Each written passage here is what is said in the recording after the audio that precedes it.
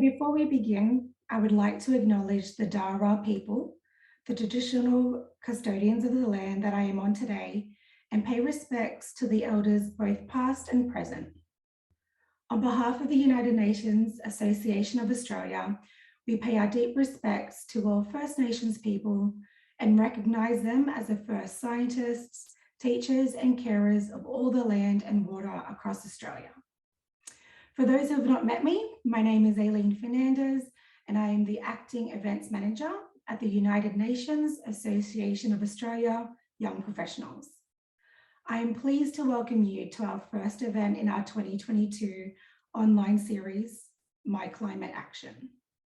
It is the first in a 4-part series that aims to make the daunting task of climate action both personable and achievable. We hope to prove that the antidote to despair really is action. Following on from tonight, we will be discussing climate change and mental health, personal consumption, and the impact of your career and financial choices as potential climate action.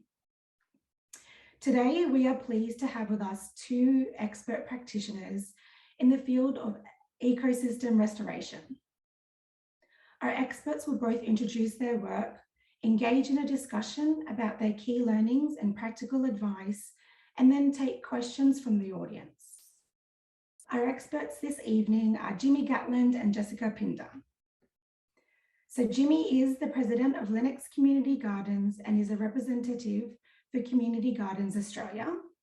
He has helped found a number of environmentally focused organisations, including Innova, Community Energy, and his own educational startup, Green Games. Jimi lives in northern New South Wales in an all-electric home, and in his spare time, you will find him tearing around in his solar-powered Nissan Leaf or tending to his garden and over 100 fruit trees. Jessica is a conservation ecologist and policymaker who is passionate about engaging with youth, communities, and First Nations people to restore and conserve our unique Australian ecosystems. In her current role, Jessica works to improve protections for and rehabilitations of koala habitats and SEQ, and has recently launched a community ecosystem restoration program through the Jane Goodall Institute Australia called Embrace the Wild. If you have any questions during tonight's presentation, please use the chat box and Q&A functionalities. The event is being recorded and important links shared before and during the event will be saved and published for ongoing use. Please join me in welcoming Jimi.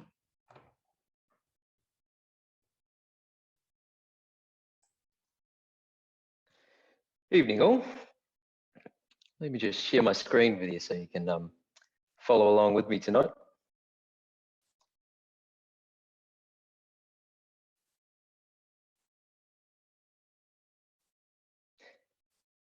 All right. Well, thank you very much for having me. It's truly an honour to speak on behalf of the UN. Eileen, Joel, you've done such a fantastic job putting this event together. Thank you both very much. My name is Jimi Gatland and I live in the Northern Rivers region of New South Wales. The recent floods have brought climate change quite literally to my back door.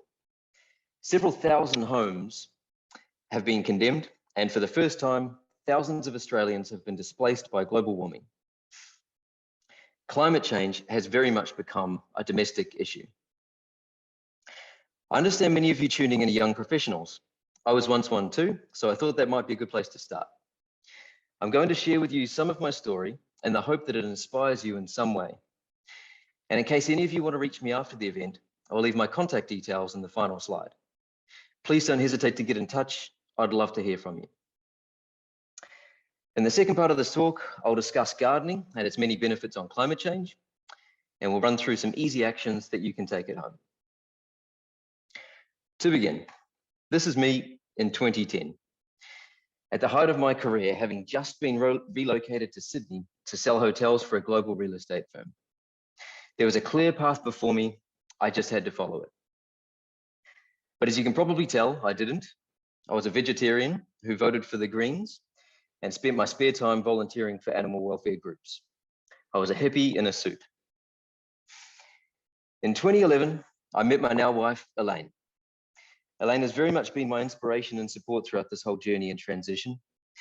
This is us on one of our first dates visiting the Greenpeace vessel, the Esperanza. Elaine is from France and her visa was running out, so she gave me an ultimatum: throw in the job and follow her overseas, or never see her again. So off we went, traveling through Asia for a year, learning as much as we could along the way. This is us working with Dr. Vandana Shiva on her farm in northern India. Her project, Navdanya, saves the seeds of over 600 varieties of rice. These are distributed to farmers to grow organically, to free them of the debt cycle that comes with buying patented seeds and the pesticides that come with them, the likes of Monsanto and others. Farmers repay the debt by saving half of their first harvest and sharing it with another farmer, and so on and so on. And this is us in Cambodia working with Wildlife Alliance. The project was focused on rainforest conservation. This was achieved by creating alternative employment opportunities for the families who made money from logging old rainforest trees and hunting endangered wildlife, like sunbears. We helped them to establish an ecotourism industry centered around protecting rather than exploiting the rainforest. Men reskilled as guides and women operated homestay accommodation. One of the reasons this part of my life is so important to this story is because of our exposure to the Buddhist teachings of Southeast Asia and Gandhi's philosophies while in India. In particular, there is a Buddhist saying which drastically changed my view of the world and my place in it. It was so profound to me that I'd like to share it with you all now. When I was a young man, I wanted to change the world. I found it was difficult to change the world, so I tried to change my nation. When I found I couldn't change my nation, I began to focus on my town.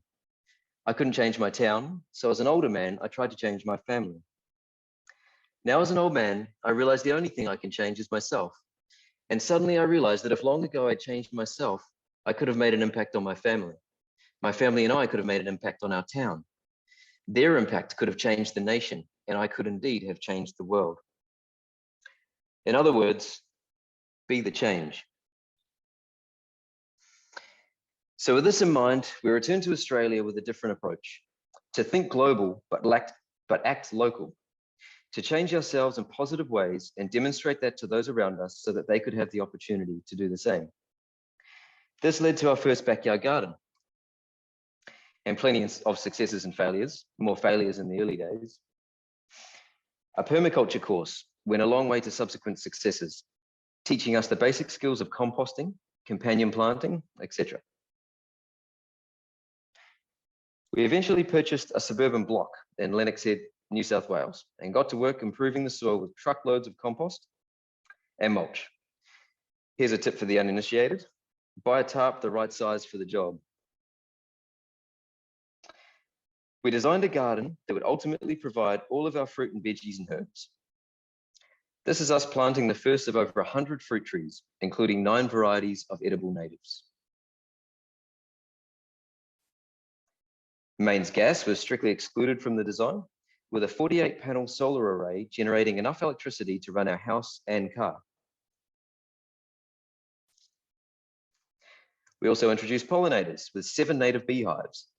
Most species of Australian native bees are stingless and are easy to keep as pets. In addition to pollinating plants, they produce sugar bag honey, which is delicious. In the 5 years since we moved into the property, we have seen wildlife return. We have also begun to harvest our first long-term crops, such as mangoes and avocados. It really is a dream come true. I think that this photo says it all, but I wanted to use it to make this point. As a landowner, you have a choice to make when it comes to landscaping. Our neighbors choose to concrete and pave the bulk of their backyards, which seems to be the trend. But the environmental consequences of this are enormous. It removes valuable topsoil and habitat, both of which sequester carbon and encourage biodiversity.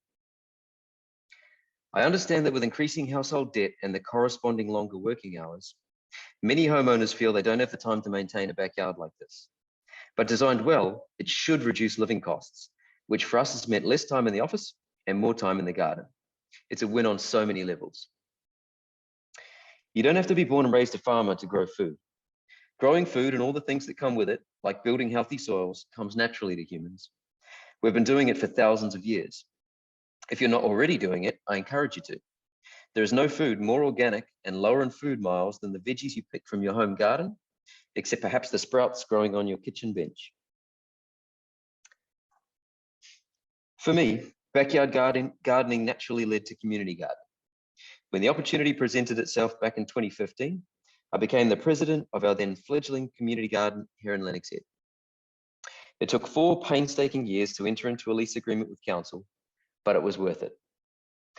This was us in April 2019. And this is us, well, this is the same space, exactly 2 years later.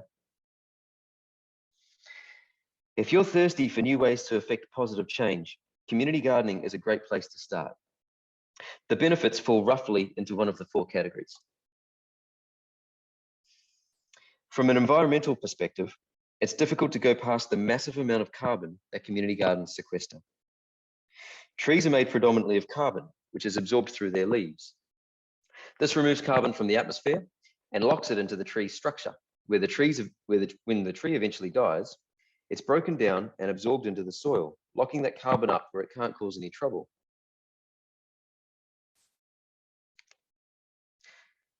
Community gardens are a great way to get into the outdoors and get moving. Instead of running nowhere on a treadmill, I highly recommend pushing a wheelbarrow full of mulch. This is an interesting and relevant point. During the floods, we found ourselves for the first time cut off from the distribution network due to water over the Pacific Highway. Our supermarkets were closed for days for lack of food, and without power, what food was left in the fridge spoiled fast. Community gardens offer a source of food in times of crisis. They provide real resilience in the face of a changing climate. And finally, this is a point very close to my heart.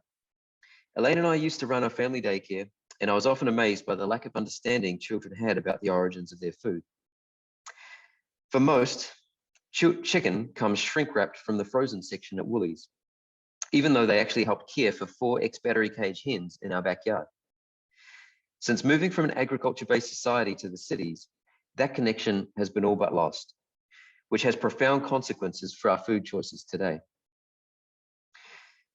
Community gardening is one of those community actions that you take without ever fully understanding its value.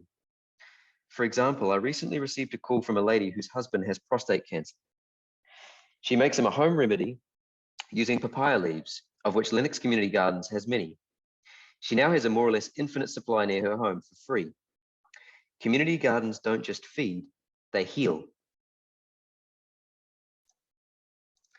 Community gardens come in various shapes and sizes. This is a picture of our leaf garden, which will eventually comprise 15 raised garden beds. Lennox Community Gardens is a truly communal community garden. It has no fences and is open and available for members of the public to enjoy at any time. There are no private allotments. All crops harvested during working bees are shared between members, with any surplus left on a table for other members and members of the public to collect. But community gardening, like gardening in general, isn't 100% altruistic. It gives back in so many ways. For me personally, it's about spending time with friends, doing what we love, getting my weekly dose of exercise, and returning home with a share of the harvest. And from little old Lennox Head, I took on the role as representative of Community Gardens Australia, which is how I came to be with you all tonight. I just wanted to conclude with some relatively straightforward actions you can take at home to both grow food and combat climate change at the same time. First of all, compost. Around a third of waste that ends up in landfill is organic. This is tragic for 2 reasons. One, it could otherwise be composted and used to build healthy soils and sequester carbon. But 2, when compacted in landfill, the air is squeezed out and it becomes anaerobic. When this happens, it releases methane gas, which has a greenhouse effect around 20 times more powerful than carbon dioxide. So collect up those veggie scraps. Most can be boiled into a soup stock and frozen for later use. Those that aren't suitable can be collected in a benchtop compost bin and added, together with grass clippings, dried leaves, etc. from the garden, to an outdoor composting facility. I recommend a subterranean system like the subpod, as they're odorless and don't attract pests. Larger woody items like palm fronds and tree branches pose a bigger challenge. However, if you happen to have a fire pit, these can be burned. The resulting ash is really rich in potassium. In fact, the word potassium comes from the English word potash. It can be added to compost or scattered around fruit trees, especially citrus, which have shallow roots. All right, secondly, grow food. Start with the easy stuff, like herbs and spices. These can be expensive to buy, but are so easy to grow, even in small spaces, like on apartment balconies. Many are perennial too, so you plant them once and harvest from them year after year. This is a photo of a herb spiral that Elaine and I made using bush rock excavated from our neighbor's property. By locating it near our kitchen, we don't have far to go should we need to harvest a forgotten ingredient in a hurry. And here is a list of essentials that, in my opinion, you're wasting your money on if you buy them from the supermarket. Now, if you'd like to go the extra mile, join Land for Wildlife or a similar scheme in your area. They will talk you through how to create wildlife-friendly habitat in your backyard. Alternatively, just go it alone. It can be as simple as making or buying an insect hotel. If you're interested in adding a native beehive to your backyard, I would recommend getting in touch with Steve Maginity of the Australian Native Bee Company. That link will be at the notes at the end. Hives are generally only split when the weather warms up in spring, so odds are you'll need to go on a wait list. Once you have one though, you can split it once a year until you end up with the number of hives that you want. If you find you're enjoying the above and want to take it to the next level, sign up to your nearest permaculture course. I emphasize nearest because gardening is location specific, so skills gained in one area of the world aren't always relevant in another. Australia is the birthplace of permaculture, so you won't have any trouble finding a provider. Generally, they're 2-week on-site intensive courses called Permaculture Design Certificates, or PDCs for short. This will provide you with the foundations to go on to confidently grow your own food at home. And last but not least, sign up to a community garden. There are community gardens all over Australia, so odds are you won't need to go to the trouble of starting one like we did.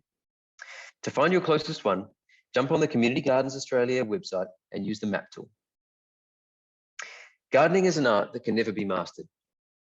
You will continue to adapt and evolve as a gardener throughout your lifetime, just as your garden does. It's what makes it so interesting. Surrounding yourself with other gardeners exposes you to different ways of doing things and gives you an opportunity to share what you've learned. Community gardens also provide a space for experimentation, so you can try any new plants or techniques you stumble across on YouTube. Speaking of YouTube, I highly recommend Mark Valencia's channel, Self-Sufficient Me. Mark is based on the sunny coast in Queensland and has loads of videos and valuable tips to share. Thanks everyone for listening. Again, my name's Jimmy from Community Gardens Australia. I hope you get the bug for gardening like I did. Once you do, there's no going back. Here's to changing ourselves so that we might change our families, our towns, our nations, and just maybe the world. Thank you, and back to you, Eileen and Joel.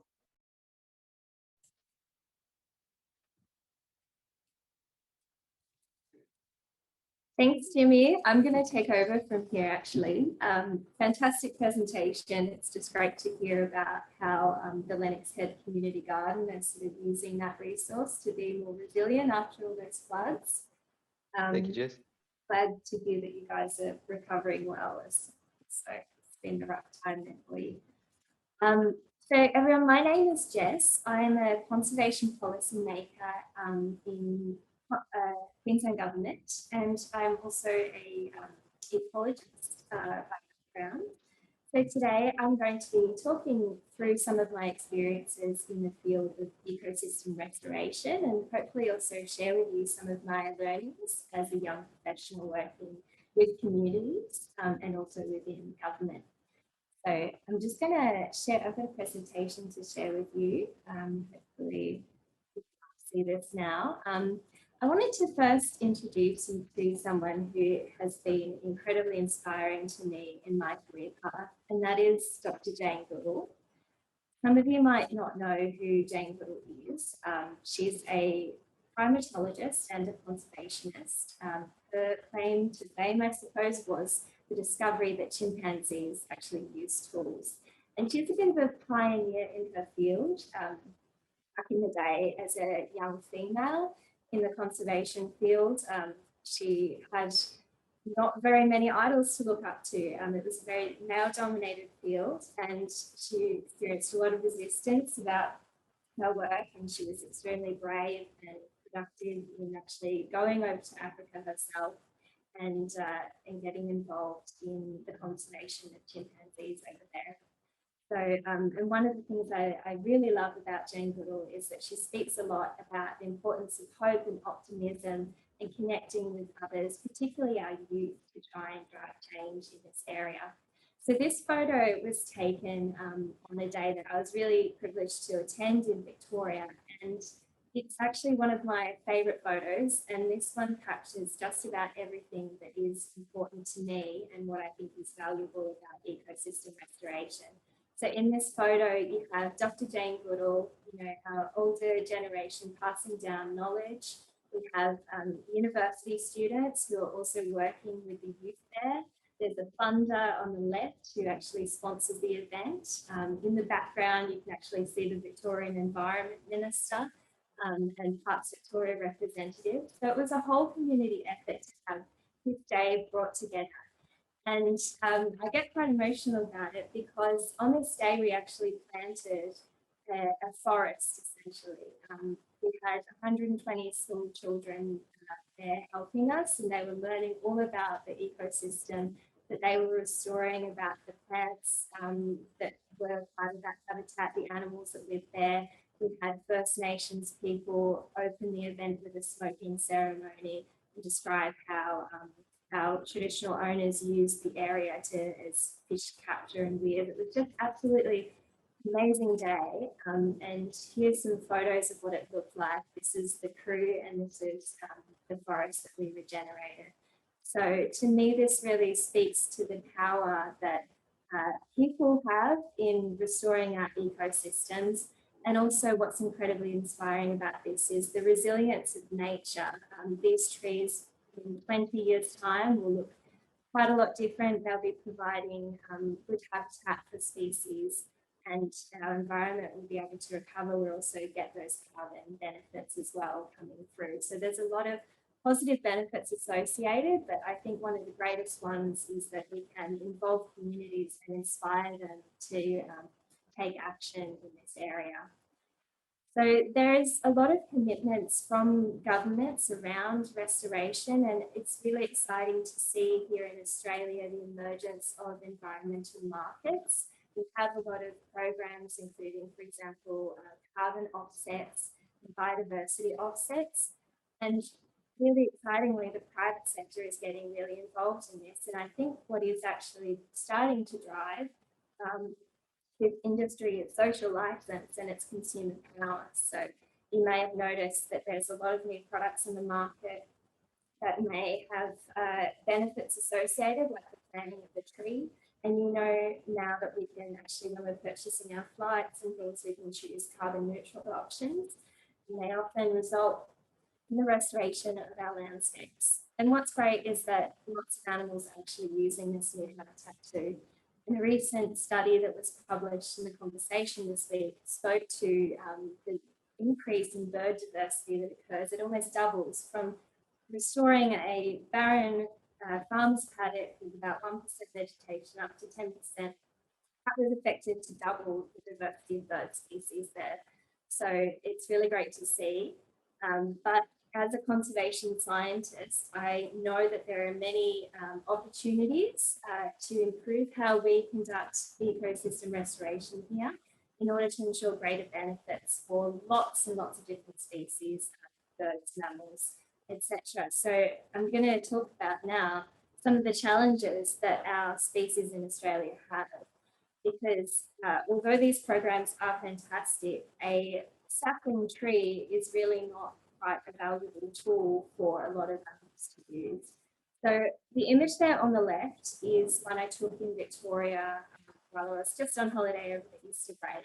It's from a town called Guildford. And this tree is expected to be over 500 years old and potentially up to 1,000 years old. And trees like this in the landscape have immense value, particularly for our First Nations peoples. They have high cultural significance and they have, for example, scarring that has been used for cultural uses. But they also have this immense ecological value. What you see there in that tree is that it's actually a home for so many native species. In Australia, most of our animals are what we call hollow dependent. So they actually require these hollows within these trees, also dead trees on the ground, to breed and reproduce.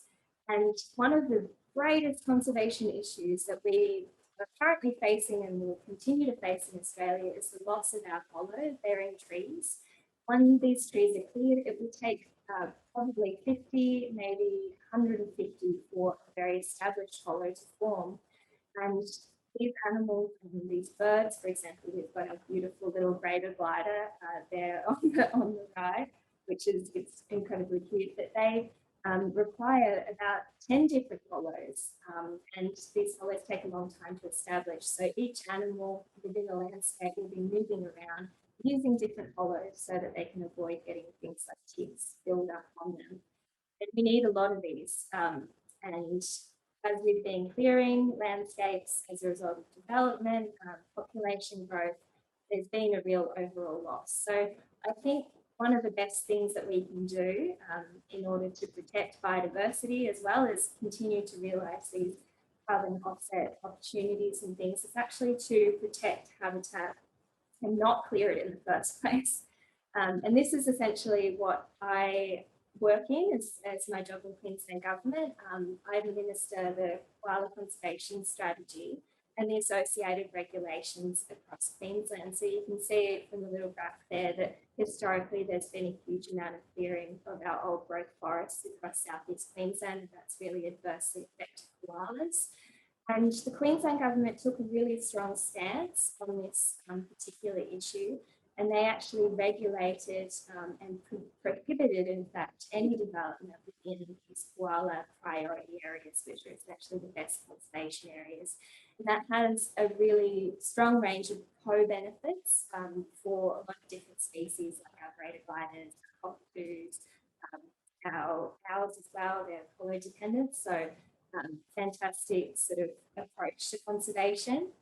And another approach, which I'll just take you through quickly, is the Embrace the Wild program, which I actually assisted, well, I helped to develop this one, and I was involved in the program initiation. So this is about to launch. It's not freely available online yet, but I will provide you the link so that you can download it after it's been launched through the World Botanic Gardens of Sydney and Foster Environment Australia, I believe, is going to be hitting the go button on this resource. But essentially, it is a free grassroots community resource for anyone to pick up. There are over 30 projects in there that will assist in restoring biodiversity. And it's not just about tree planting.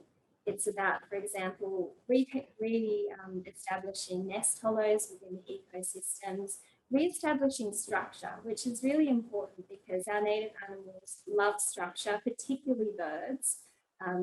The best way to benefit biodiversity is to have a diversity of plant species, a diversity of shelters. For example, having a lizard lounge in your backyard where there's some beautiful rocks that our native lizards can bask on in the sun, or places to hide under, things like that. And also just to generally raise awareness with other people. So it could be even just doing like a mural or a guided nature walk. There's lots of ways that we can add value to our existing green spaces and our existing protected areas just by adding in these additional projects as well. So I absolutely encourage you to take a look at that resource and use that as well. And just to end on a note that I hope would inspire some people here, these are some photos from the inception of that resource. So going back 2 or 3 years to 2019, I attended a conference at Windsor Castle with Dr. Jane Goodall, and I was there for a week working with a project team of young people from all around the world. So we had people from Tanzania, from Belgium, every single country you can imagine. And it was fantastic to actually be as a young person in a space where we were given the power and tools to be able to think about resources that would help conservation. And the top left, you can see us presenting our project plan to Jane Goodall and Prince Harry there. And over the course of a couple of years after this event, we actually developed and wrote this resource and got some funding to have it designed and released as a free community resource. So I guess I'm just including this to show that anyone can get involved in this field. Everyone has something valuable to contribute, and especially young people. I wholeheartedly encourage all ages, but particularly our youth, to get involved and get excited about having a voice in this space, because it's a really hopeful, exciting area to be in. And yeah, I will finish. But maybe Jimmy, if you want to jump back on, we're going to have a chat about a few things. And That was amazing, Jess. Thanks, Jimmy. So proud of you. Well, you'll decades from now, you'll visit that forest and you'll be like blown away, I bet. Yeah, absolutely. It's so exciting to see. I think I forgot to mention there's this amazing quote that was the best time to plant a tree is 20 years ago, the next best time is now. And I just love that, because it is right. You know, we do need to really put all our resources into this sooner rather than later. Yeah. 100% agree with that quote. And the same goes for a fruit tree. The best time to plant an avocado was 5 years ago. Yeah, that's true. I can imagine. Yeah. Yep. If you're impatient Jimmy, like me. Yeah, sorry. Yeah. No, I was gonna say, like your garden just looks amazing, and it looks like just the biggest labor of love. And I was just wondering, you know, sometimes it's really challenging when you're taking on big projects and things like that. What's it about, you know, community gardening that, you know, gets you excited and motivated and inspires you? Like, where does that come from for you? Oh, wow. It's everything. So, and you probably saw from my talk, like community gardening is so multifaceted, right? So it's addressing, it's combating so many issues all at the same time. For me, though, I think it's educational. I think is the main thing. So when we founded Lennox Community Gardens, it was intended that it would be an educational site. So there's a bit of confusion in the community when we first launched it and we were proposing to launch it. It wasn't even there yet. I think there was this impression that we were there to grow food, that we were farmers. You know, it's not a farm. So that took a little bit of undoing. That it's a demonstration site. We're going to demonstrate a range of techniques, a range of things you can grow at home. We're going to engage the community, and in particular kids. And I'd love to ask you after this about the kids involved in your forest. Yeah. But it's really about sharing that knowledge so that people can, I should probably extend on that as well. Where we live, it's generally urban, but the blocks are relatively large for an urban environment. So most people have the space to grow pretty big backyards, and a lot of people are already doing it. So we really quickly realized that the community gardens, you know, people were turning up, they were working, they didn't need to take anything home because they were already growing it. So our purpose sort of changed to become even more educational in the sense of taking someone from doing, you know, a very basic level of gardening to upskilling them to learn how to graft, you know, and more complicated techniques like that. So yeah, I could talk about that for a long time, but in a nutshell, education is key. Yeah. I have to agree, and I have actually done a paper on this when I was at uni, because I was so interested in about how you know, what the benefits are of these kind of programs with our young people, and it's really exciting. There's so many mental health benefits now, and so much research coming out to show that spending time in nature is actually so beneficial for us physically, mentally, and you get, you know, beautiful crop harvests and things. So I love the way that you had, you know, summarized all those benefits in your presentation too. And a lot of them are equally relevant whether you're planting food crops or native forest trees. You know, so a lot of our members you know, what's interesting is members of community gardens join for different reasons. And Yes. the reasons are really diverse. Like Yeah. some people sign up because they literally want to get some food out of it and take it home. That's their motivation. But others are totally different. Like we have a lot of our members come because it's a social thing for them, you know. Yeah. And that's the mental health aspect, especially during the times of COVID and stuff. If you can socially distance in a garden but still see people outdoors, that's fantastic, you know. And for me, I'm really big on food as thy medicine, you know. And so a lot of my personal motivation to turn up is to exercise. I love that. It's sort of forced exercise, but also it's you know, take home some good food to cook up that night. It's amazing. But the exercise component, the psychological component, all of that applies regardless of what you're planting. And I'm sure you've seen that with, you know, your volunteers and your projects. Oh, absolutely. Yeah, certainly. But what's great about the community garden too is that like you actually get to, you know, use your produce. And so do you usually just, you know, is it just your stereotypical kind of lettuces and beans and Oh yeah. tomatoes, or do you get involved in like, you know, bush foods, you branch out or anything like that?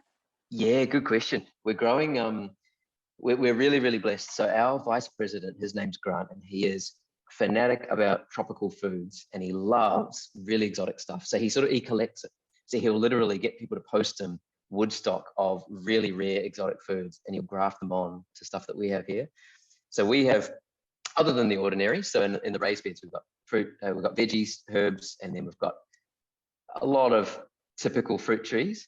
Yeah. But where it's a typical fruit tree, like where you might think a mango, Grant would have sourced something bizarre that you've never tried. Like, for example, with the case of a mango, he's got an orange sherbet mango from the States. It tastes like orange sherbet, but it's a mango. It's crazy. And he's got, you know, another example, lychees. He's got Erdonly lychees. They're like, you know, this big.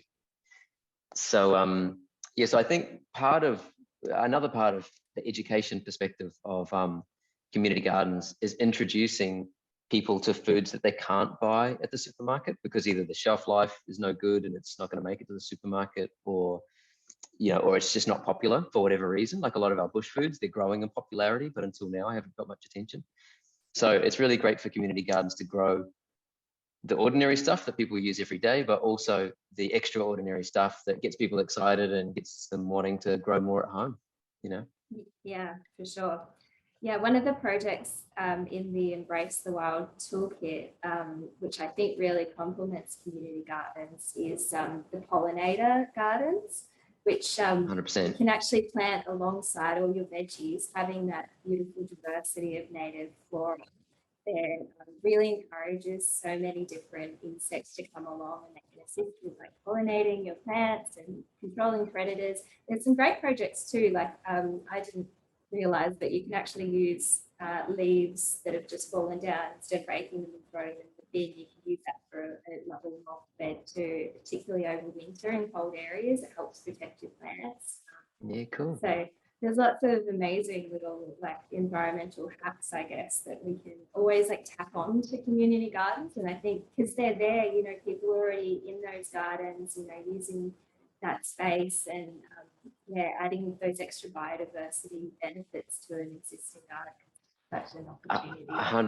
100%. And it's great to demonstrate those to people as well, you know, because yeah, pollinators obviously go beyond bees, but like, you know, we're looking to have native bees at our garden. And I know our neighboring community garden in Ballina has honeybees. They've got a team that manages that.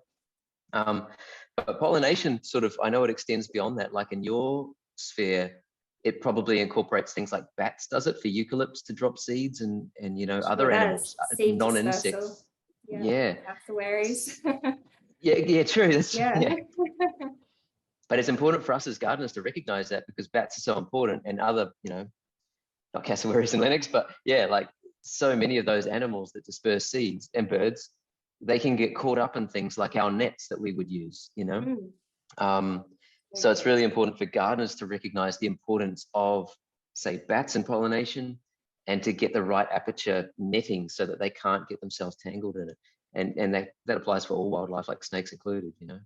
Yeah, for sure. Even our fencing in our backyards too, having like a wildlife friendly fence is a really great thing to be able to do. If you want, to get a blue-tongued skink or something in your yard, you probably want to, allow space for them to be able to move through. And koalas likewise, they sometimes climb over fences, so you can add things like that. Yeah, it's Yeah. so cool.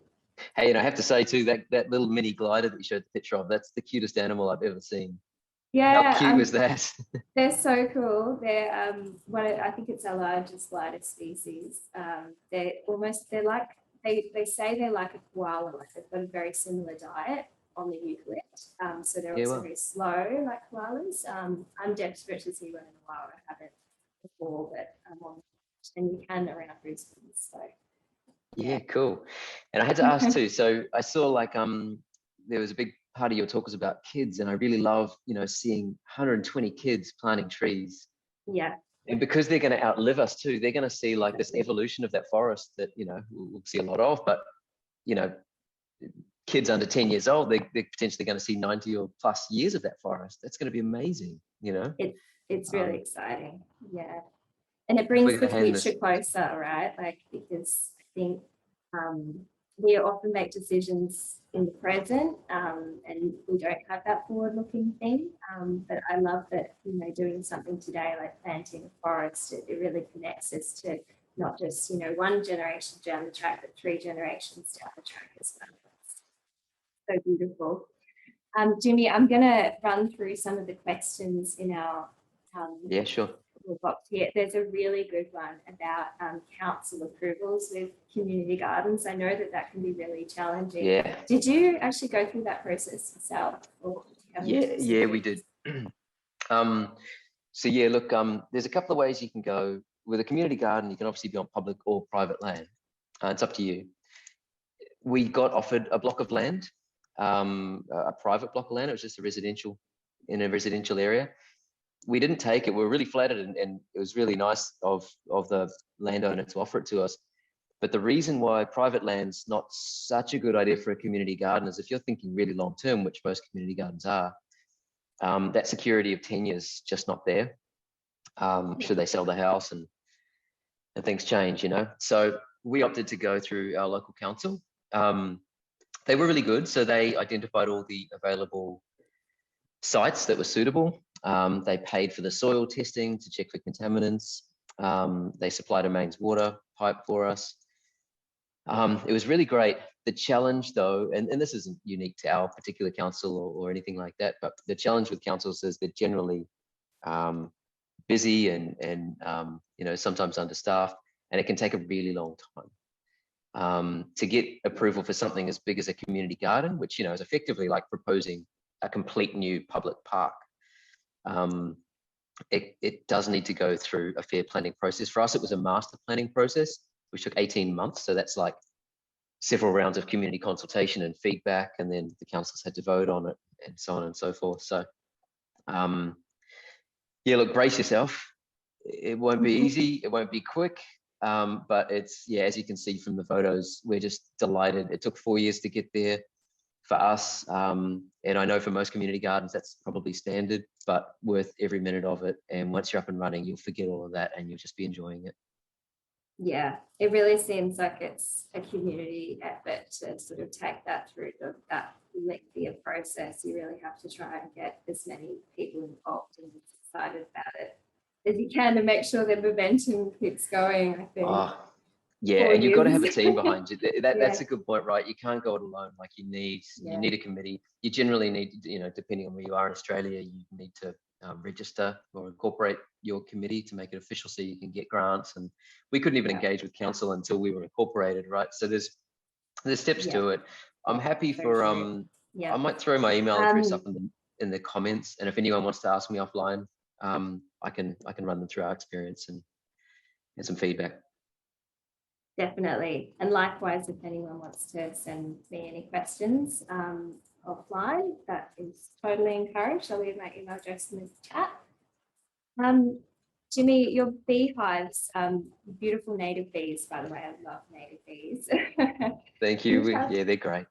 They are. They're fantastic. Can you tell us a bit about how some of the beekeeping and you know, these have what you actually beehives.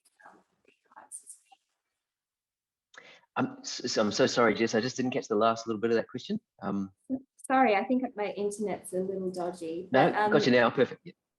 Great. The native beehives that you had Yep. installed there, I know there's Yes. a few different kinds of them and things like that. Like, are they expensive and, you know, they hard to maintain? Yeah, really good question. So there's sort of there seems to be a bit of a going rate. It's sort of somewhere between $500 or $600 for a stocked hive. Now, if you go to one of the links much further up in the chat there, I saw Joel put in a link to the Australian Native Bee Company. They sell hives online, so you can see the prices, you can order online, all of that stuff. So the way it works is there's a particular design to the box. Excuse me, I forget the name now. Yeah, anyway, sorry. So the box is effectively two parts. It's symmetrical. So what happens is you get the bees going. So if you buy a stocked hive, say it costs you $500, you get your hive, you get it going for a year. It needs to reach sort of a critical mass, like a critical weight before you can split it. Otherwise you'll risk losing it. So, you know, there's roughly 5,000 bees in there. And when you split it, obviously you're splitting it in two, you're reducing the population. So what happens is you split it in half, and then you buy an unstocked box and split that in half and put those two new halves on each of the old halves. So you end up with two new, you know, two hives. And then those two hives have to repopulate to that critical point, which takes about a year. And you generally do it when the weather's warming up. And then you can split it again and split it again. If you want to harvest the honey from it, you'll get generally about a year of honey out of it. It's really valuable, the honey, like buying it is super expensive. So having it at home, you know, doing it yourself is great. Yeah, so if you harvest, you generally can't split. So if you take away their part of their food source, which is in a separate area, so they call it the super, which is the bit at the top. So they've basically got their hive, which caters to all of their needs, and then the excess goes up in the top, which you can harvest from. But if you take that away, you generally want to leave it a whole nother year before you split, just in case, just to make sure they've got enough food to get through a whole nother season. Wow. That answers your question. No, it does, yeah. But our native bees are stingless, so generally they're a bit easier to split the hive, and you don't need specialist equipment, right? Yeah, that's right. After you've been shown, I mean, you could even YouTube it and find out yourself. To be honest, I'm not super confident. I've been shown 2 or 3 times already, and I still am anxious to split it because, you know, just for the sake of the bees.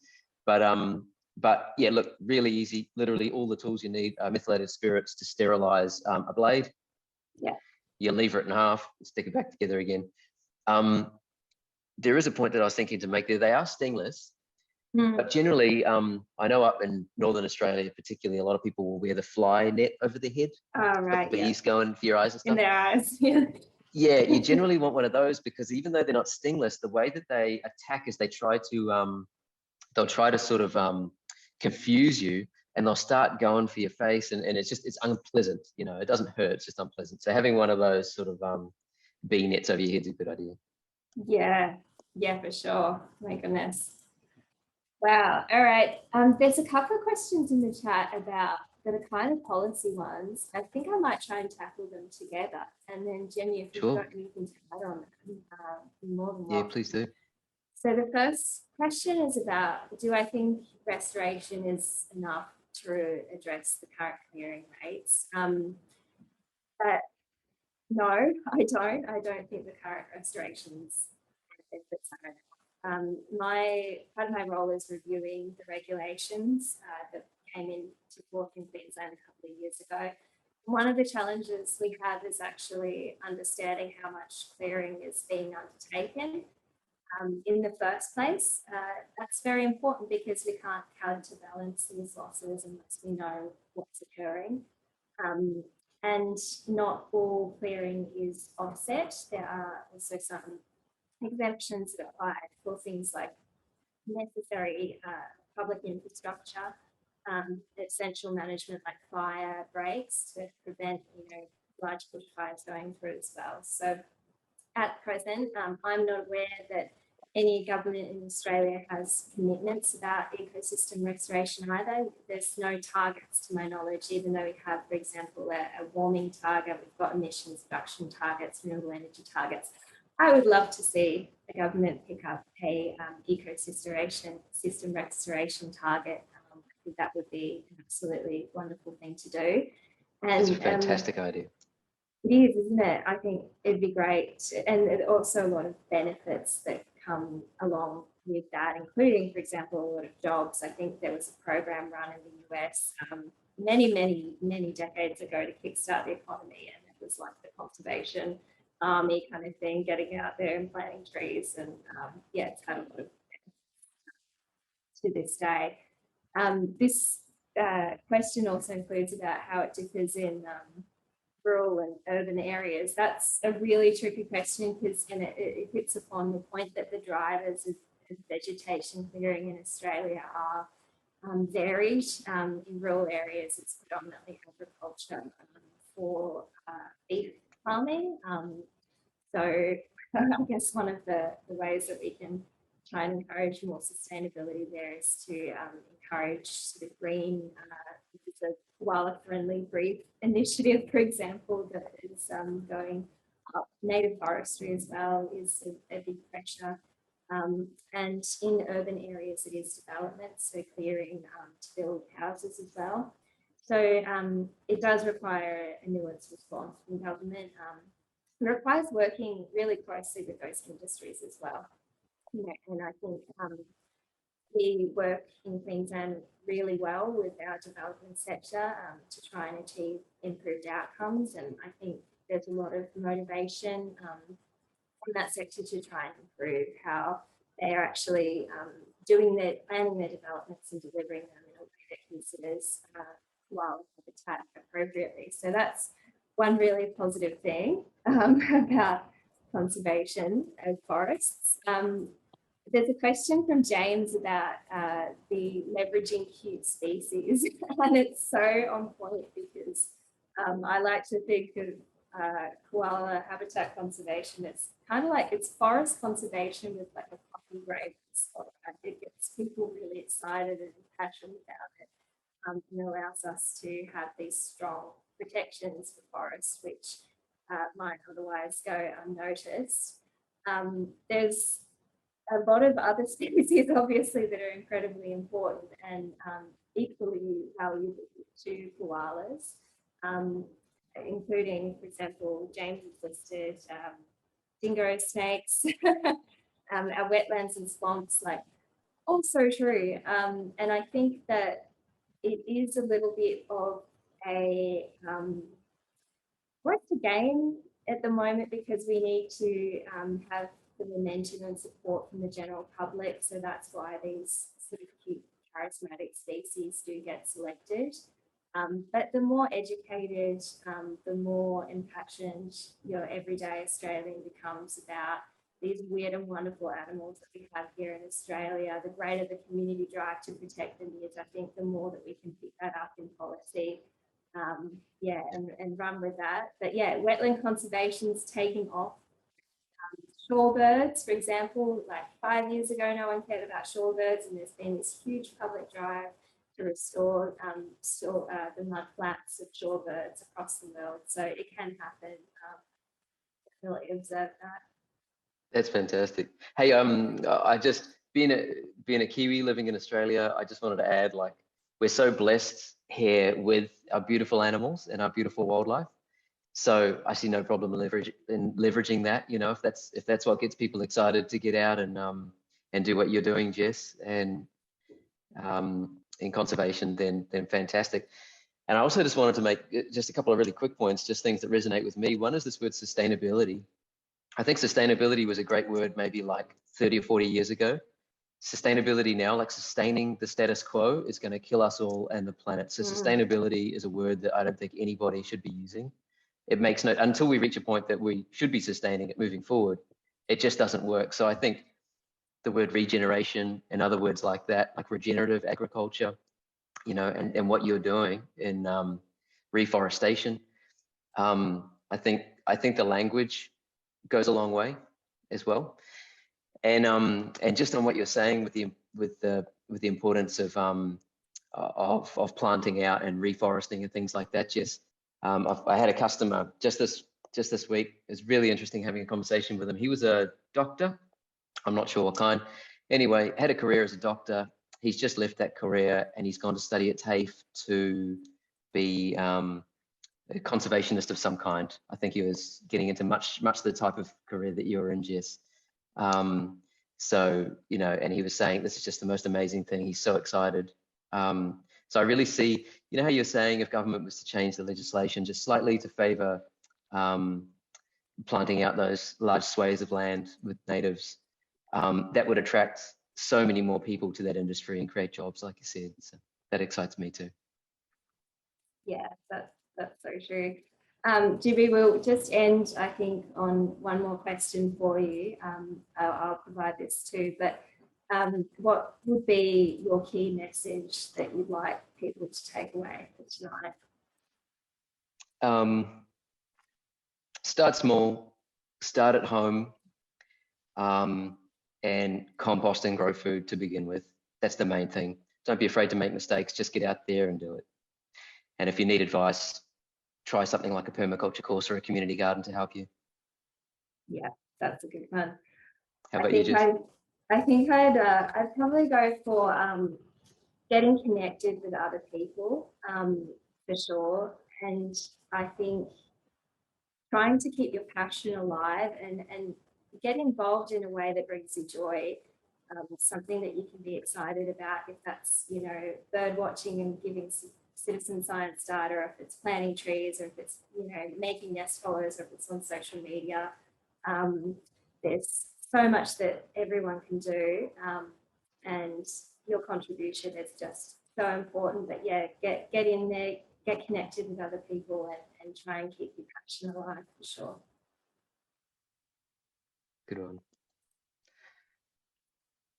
So unfortunately, we weren't able to answer everyone's questions there, but maybe I'm not sure if this will be open.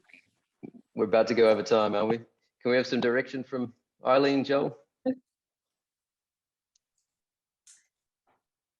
Yes, sorry. Thanks everybody for listening.